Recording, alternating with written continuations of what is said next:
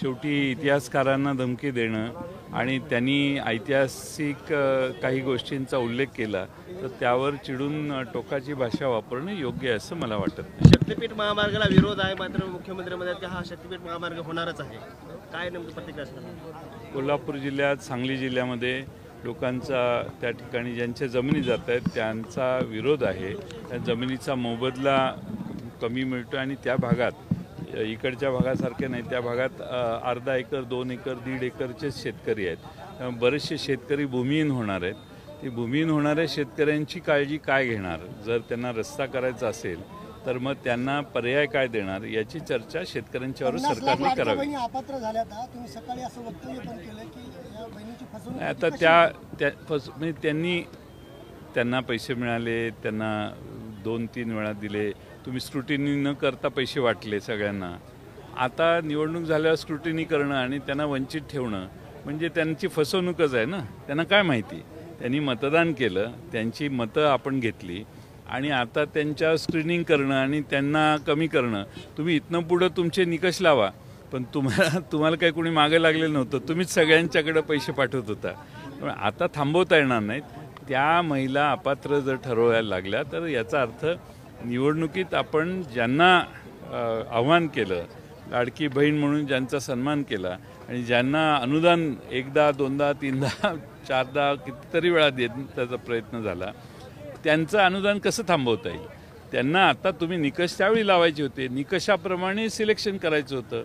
याचा अर्थ त्यावेळी तुम्हाला सगळ्यांना पैसे वाटायचे होते. आता मात्र तुम्हाला निकष लावायची बुद्धी येते. हे चुकीचं आहे आणि याने मतदारांची फसवणूक होते असं मला वाटतं. महायुतीत 16 मंत्री आहेत, ज्या 16 मंत्र्यांनी फिक्सर पीए आणि ओएसडीची लिस्ट जे आहे ते फडणवीसाकडे दिली आणि ते ज्यांनी चुकीचे कामं केले असेच पीए आणि ओएसडीची नियुक्ती करा असा आग्रह महायुतीतल्या 16 मंत्र्यांनी धरलाय आणि असा गंभीर आरोप संजय राऊतांनी केलाय. तुम्ही कसं बघता याकडे? कारण त्या जे पीए नाही, यावर मुख्यमंत्र्यांनी भाष्य केलेलं दिसतंय आणि त्यांनी सांगितलंय की मीच 16 लोकांची नावं रिजेक्ट केली, 109 लोकांची नावं ॲप्रूव्ह केली. आता आपल्याकडं कोण काम करणार आहे हे GADला आणि पर्यायानं मुख्यमंत्र्यांना कळवायचं असतं. त्याप्रमाणे त्यांनी काहींची मान्यता दिली, काहींना अमान्य केली. तो त्यांचा अंतर्गत प्रश्न आहे, प्रशासनाचा प्रश्न. महाविकास आघाडी सरकार असताना उद्धव ठाकरेंनी हिंगोली जिल्ह्यामध्ये वसमतला बाळासाहेब ठाकरे हळद संशोधन केंद्र दिलं, तेव्हा 100 कोटी रुपयाची मंजुरी दिली होती. आता सरकार जी महायुती सरकार आहे ते पैसे द्यायला नकारते, पैसे थांबवलेले आहेत. नंतर महाविकास आघाडी सरकार, नंतर महायुती सरकारनं सांगितलं की ते हळद संशोधन केंद्र आम्ही दिले, म्हणजे दोन्ही सरकार सांगितले आम्ही दिले, पण पैसे द्यायला कोणी पुढे येत नाही. आता विधानसभेचं अधिवेशन सुरू होईल, अर्थसंकल्प मांडला जाईल, त्यात काय पैसे मिळत आहेत का बघू आपण. नाहीतर मग या जिल्ह्यातल्या आमदारांनी त्यावर आपली मतं व्यक्त करून आग्रह सरकारला केला पाहिजे. विरोधी पक्ष म्हणून तुम्ही तो फसवणूक झाली तर त्यांच्यासाठी तुम्ही आता भाऊ म्हणून धावून जाणार आहेत का?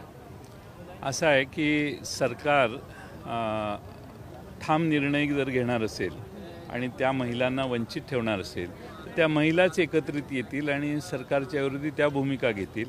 आमचं मत मी तुम्हाला क्लिअर सांगितलं की एकदा दिलेलं आहे आणि दिल्यानंतर तुम्ही त्यांचं नाव वगळणं हे योग्य आहे असं वाटेल. अनेक महिलांना आपली फसवणूक झाली असं वाटेल. मसाजोग प्रकरणी पुन्हा एकदा अण्णात्याग आंदोलन सुरू केले तिथल्या ग्रामस्थांनी. काय कारण वाटतं? पोलिसांची कारवाई अपुरी आहे, स्लो आहे, त्यात योग्य तो तपास पूर्ण होत नाही आणि त्या बाबतीत जे गुन्हेगार असतील ते सुटतील अशी आता लोकांना शंका निर्माण व्हायला लागली आहे, म्हणून आंदोलन करायला लागले. स्वराज्य रक्षक संभाजी मालिकेच्या शेवटाबद्दल अमोल कोल्हेंनी एक मोठं विधान केलं आज की माझ्यावर दबाव होता. कशाचं? मालिकेचा शेवट आहे तो शेवटामध्ये मी त्यांचं वक्तव्य पाहिलेलं नाही, मी पाहिल्यानंतर बोलेन. तुम्ही हॉटेलचं उद्घाटन केलेलं आहे, हॉटेल अतिशय चांगलं आहे आणि उत्तम हॉटेल आहे.